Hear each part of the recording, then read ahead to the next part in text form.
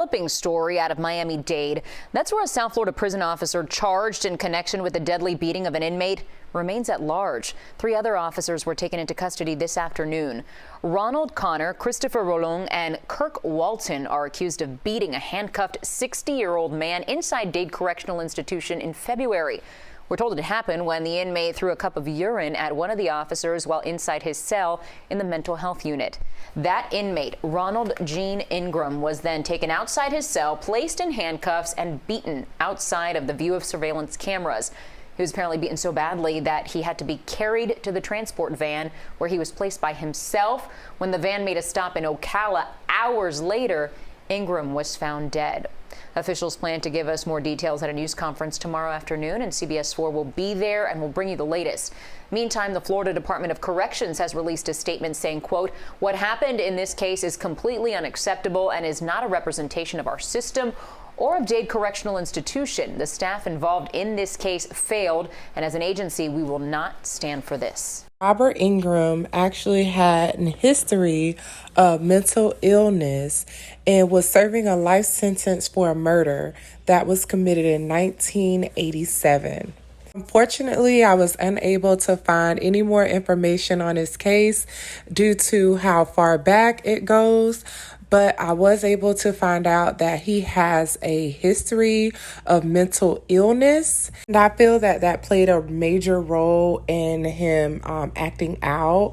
I could only assume that the reason he threw urine on them is because he found out he was being transported, whether they told him because he had to pack it up. You usually do not find out that you're getting transported until like 2 o'clock that morning. Sometime the phones are usually most likely disconnected so that you can't call, because they can't risk you calling and telling a family member that you're being transported and planning an escape. So usually they tell you sometime after midnight. Anytime after midnight, you'll find out. They tell you to pack it up. And at that time, I have seen like some crazy things happen from inmates that do not want to be transported out of that facility. You have to understand that this is your home.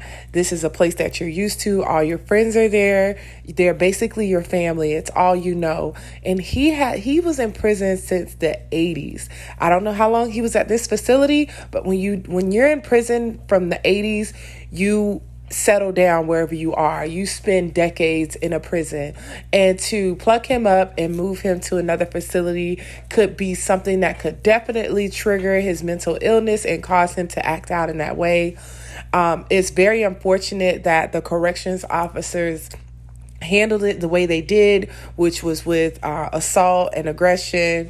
And I do feel that this is just yet another story that proves that the prison system really needs a reform, and they need to better training for these officers so that they can learn how to diffuse situations. They could learn how to manage their anger. You know, you're dealing with people from different backgrounds with who are like basically people who are from the hardest places, and they are hardened criminals, and you're dealing with these individuals, and you have to learn how to defuse situations and not be angry.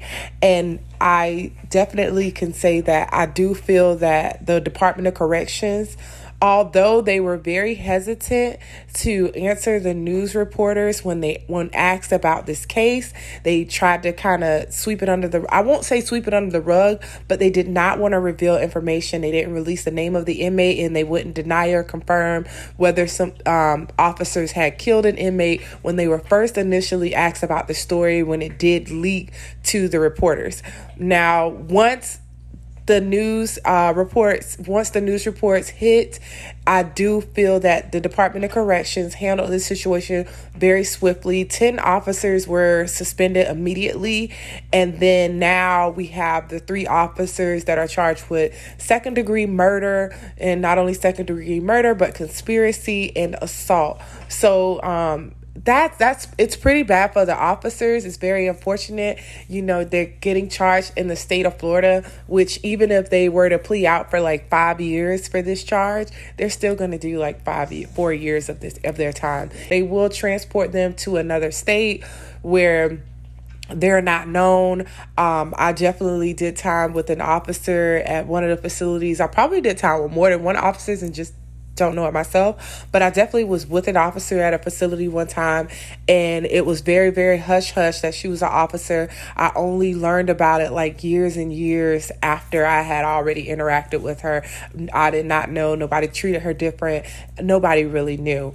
So, they definitely protect the identity of the officers, but I hope that, this is just something that they can get past and they don't let this hinder them. But it is very unfortunate that this man lost his life because of their negligence.